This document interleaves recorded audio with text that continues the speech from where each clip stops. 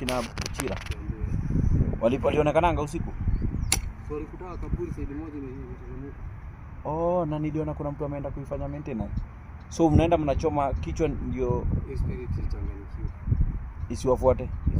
Na mnachoma na nini? Ndio wanakunyanga kufia.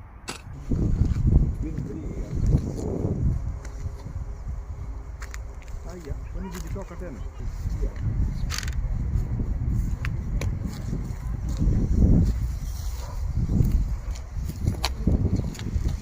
Ilisha nini alipikanga? Ndio.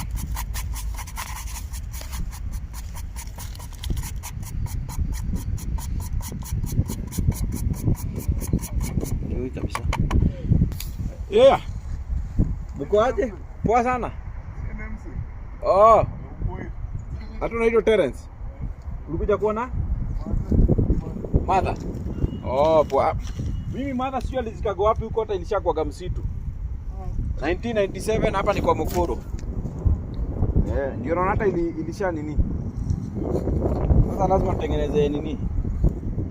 Kakeja nini? Okay, fine, thank you. Sasa. Haya. Barikiwa pia.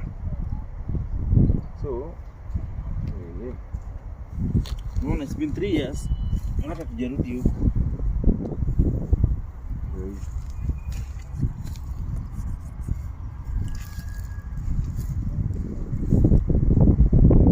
Kasi sijui half court imetoka wapi. Hapa tutamudu watengeneze graveyard. Walifanya vizuri wako hapa. Otherwise wangepotoka hii. Amgejua. Sasa hivi watu kuna jaa. Unaona kama sasa hapa. Last time hapa palikuwa kiwanja, watu walikuwa wanacheza bola hapa.